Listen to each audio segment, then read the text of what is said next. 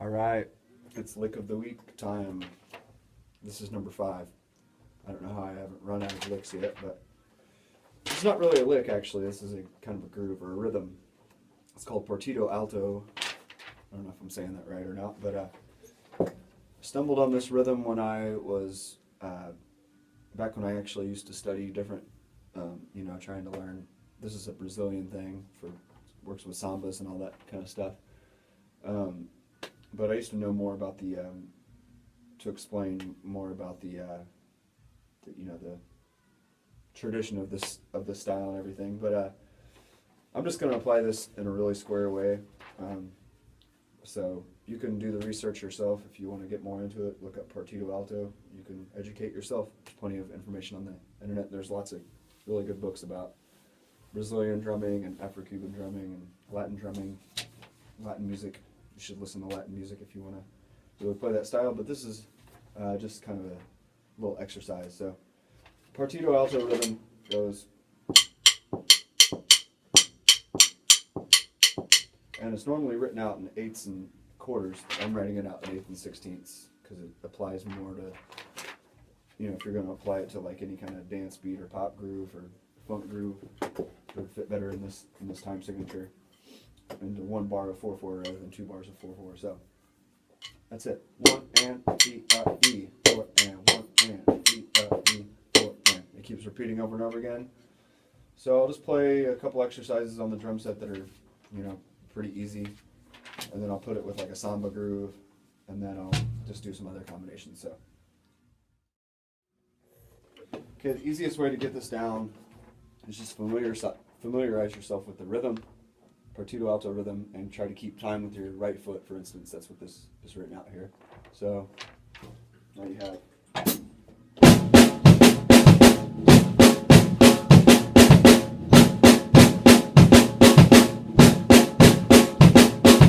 Both hands.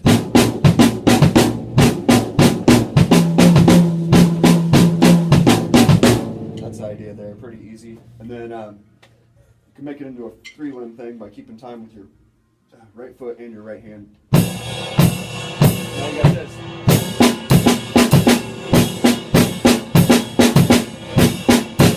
These are all things to be practiced separately.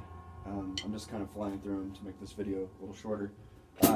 8th notes on the right hand.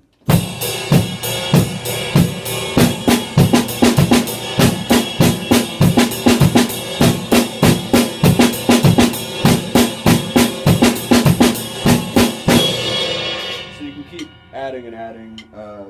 Another pretty standard pattern. 1 and on the right cymbal. And like this.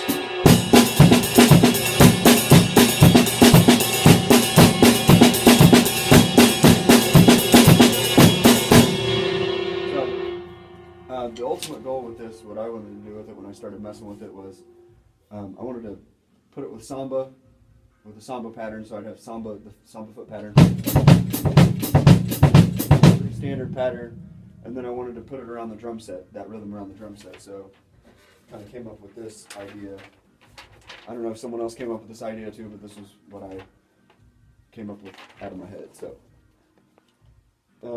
ignore the foot pattern if it makes it easier to just think that it's just samba feet like that, and then you're playing 1 and on the right cymbal on the right hand. So that take that out of the equation and you just have this.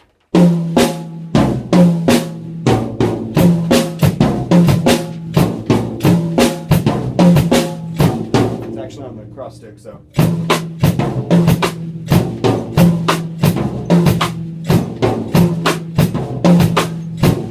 That's the idea. Once again, you can add the limbs to add the right hand to that. Keep time with it.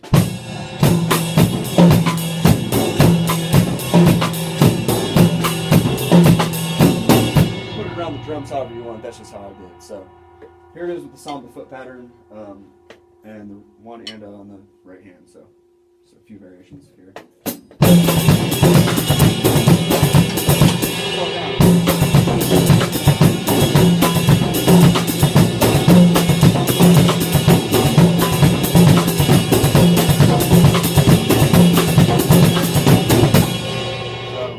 that's the idea there. Kind of a cool groove, I guess. Just you can pretty much play that, put that rhythm however you want around the drums or whatever you want to do with it. You don't have to do it with samba like I just did. You can put it in a rock groove or whatever. That's another idea. And then here's something that I stumbled on as well back when I was kind of studying this stuff.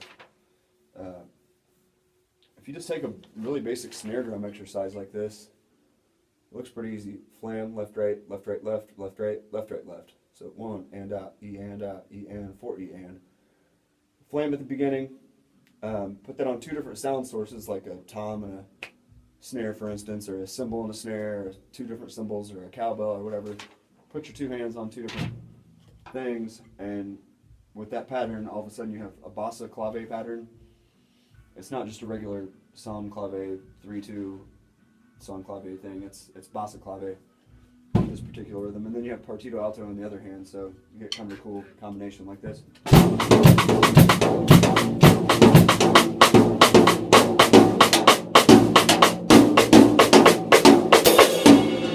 Put that with the samba feet. You got.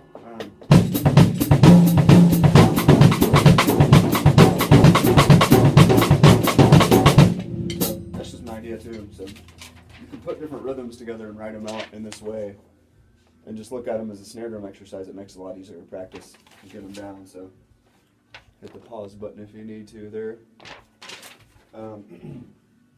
So if you want to hear like people that put sambas musically in songs that are not, you know, Brazilian music, traditional stuff, like listen to dudes like Steve Gadd and stuff like that. Like there's a lot of drummers that will put little samba things, like listen to End of Asia by Steely Dan. That's Steve Gadd playing drums.